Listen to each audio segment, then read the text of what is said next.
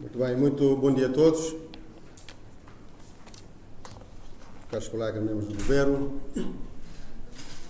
profissionais de comunicação social aqui presentes. Os meus colegas já fizeram uma apresentação setorial, vou fazer um apanhado mais global e no final estaremos eu e os meus colegas disponíveis para respondermos as vossas questões. Não há boas notícias do lado externo. E nós não podemos esperar facilidades. Nós aqui temos de ser mais fortes para vencermos todos os desafios com os quais estamos confrontados hoje.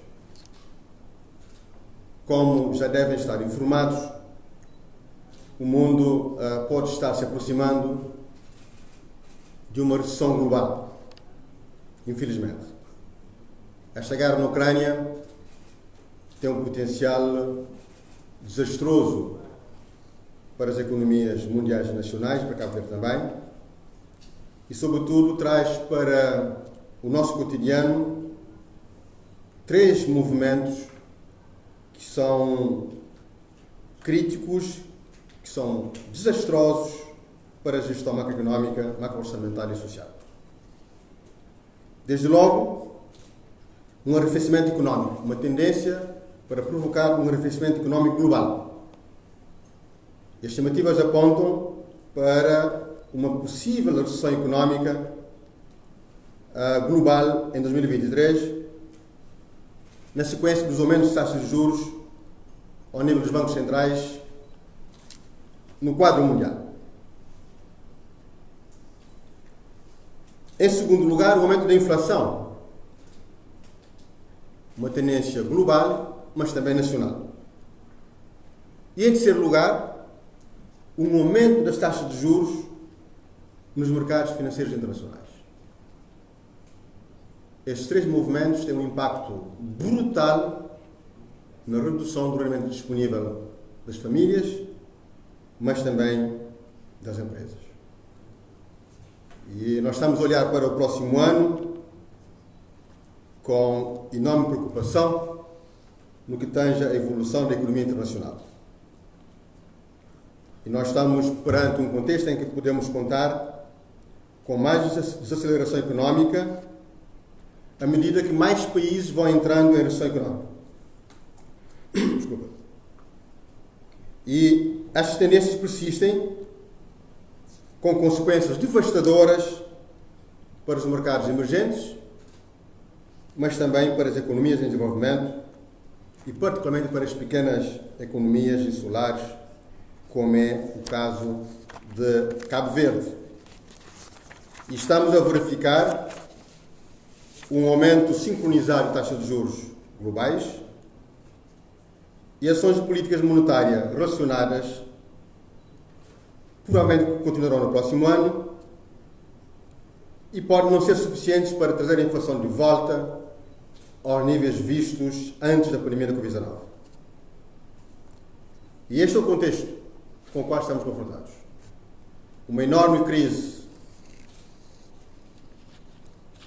internacional, na sequência de uma crise climática forte em Cabo Verde, as secas permanentes e profundas e continuadas, a crise provocada pela pandemia da Covid-19 e os impactos diretos provocados por esta guerra na Ucrânia e agora uma possível recessão económica no próximo ano. Portanto, não são boas notícias, ninguém pode esperar facilidades, nós é que temos de ser mais fortes para sermos capazes de vencer os desafios com os quais estamos confrontados. Há uma tendência para uma redução da atividade económica, uma tendência para um aumento da inflação e uma tendência para um aumento das taxas de juros no mercado internacional, com consequências também ao nível do mercado cabo-verdiano. Este é o contexto. Mas o governo de Cabo Verde tem dado respostas. Nós, desde março, que tomamos medidas de políticas públicas corajosas. Não tomamos-las hoje. foram tomadas desde março deste ano. E foram medidas corajosas para atuar a vários níveis, do ponto de vista da intervenção no que tange ao sistema alimentar, para garantir não só o abastecimento, mas também o nível de preço suportável para os nossos concidadãos. Medidas ao nível do setor da eletricidade e dos combustíveis, que foram aqui apresentadas, várias medidas fiscais, parafiscais, financeiras, entre outras. Medidas para alargar a pensão social, regime não contributivo, para mais de 3 mil beneficiários, mas também para aumentar o número de beneficiários no que tange ao rendimento social de inclusão. Essas medidas representam qualquer coisa como 8,8 milhões de contos no total. É mais de 15% do orçamento global de 2022 e é mais de 5% da riqueza nacional. E nós já temos, até este momento, engajado e comprometido, em termos de medidas de políticas públicas nesses setores todos, mais de 50% desse valor referido. Ou seja, cerca de 4 milhões de contos já comprometidos do ponto de vista da intervenção do Governo. Por isso, toda a afirmação em como as medidas que nós tomamos não estão a ter impactos na economia cabo-verdiana são falaciosas, não têm correspondência à realidade e não está a olhar para o resultado global da intervenção do Governo. E nós estamos a analisar este quadro de forma permanente, de forma cotidiana, para, em função da evolução do quadro internacional e nacional, podermos tomar novas medidas. Mas eu quero aqui referenciar e destacar e sublinhar algumas medidas que já foram aqui também destacadas pelos nossos colegas. Nós reduzimos o IVA sobre eletricidade e água de 15% para 8%. Nós majoramos os gastos com eletricidade e água em 30%. Nós aumentamos a tarifa social de água e eletricidade de 30% para 50%. Nós suspendemos temporariamente o mecanismo de fixação de preços dos combustíveis e compensamos o equivalente ao valor incremental dos impostos. Nós tomamos medidas em termos de atualização tarifária dos combustíveis, reduzimos a taxa de direito de importação sobre a gasolina, mas também sobre o gasóleo e o fuel.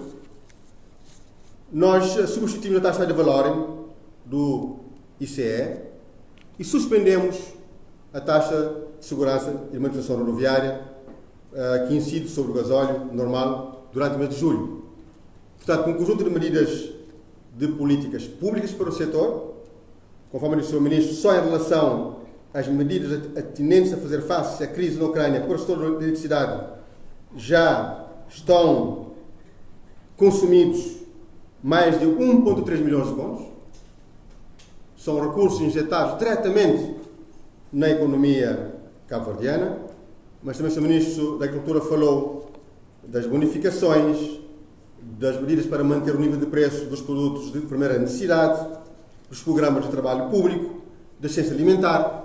Portanto, estamos a falar de mais de 4 milhões de contos já consumidos, dispensados, engajados e comprometidos, que é 50% do valor previsto para ser gasto durante a execução do nosso programa de emergência.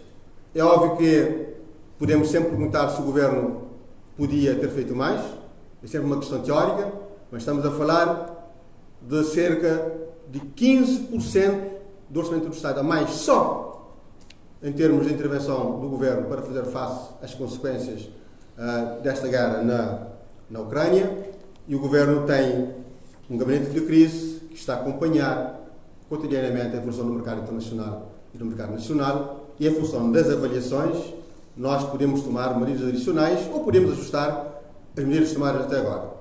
Quero, para terminar, dizer que estamos a viver um momento desafiante para Cabo Verde e para o mundo.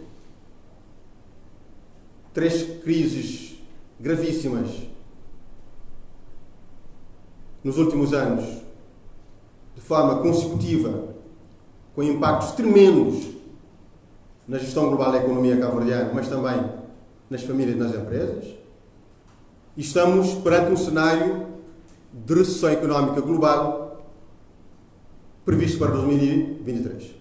E nós temos de nos preparar para este contexto com medidas corajosas, ponderadas, porque o momento é desafiante, mas o momento é de muita incerteza, de muita indefinição em relação à duração desta guerra na Ucrânia, em relação à amplitude das consequências desta guerra na economia cabo-verdiana, e temos de ser moderados, responsáveis em relação às medidas, para podermos ter meios e instrumentos para gerirmos esta crise até o seu término, que não sabemos quando. Esta é a única verdade que nós temos hoje. Portanto, resumo dizendo que o Governo tem estado a atuar de forma corajosa, com medidas impactantes no setor energético, mas também ao nível da segurança alimentar. Temos estado a injetar recursos avultados na economia cabo-verdiana, nas empresas e nas famílias. E nós estamos perante um cenário internacional complexo, desafiante, difícil, de recessão económica, e temos de continuar a acompanhar este quadro com muita responsabilidade para, em função da evolução da situação, irmos tomando as melhores decisões para o país, para as empresas e para as famílias. Quero destacar ainda que nós temos um plano de retoma que nós aprovamos de linhas de garantia para alavancar o financiamento na ordem de 9 milhões de contos na economia cabo-verdiana para as empresas, para as micro, pequenas, médias e grandes empresas, para ajudar também as empresas a gerir esse contexto difícil com o qual estamos todos confrontados. Portanto, este é o quadro, este é o cenário. Ninguém pode esperar facilidades.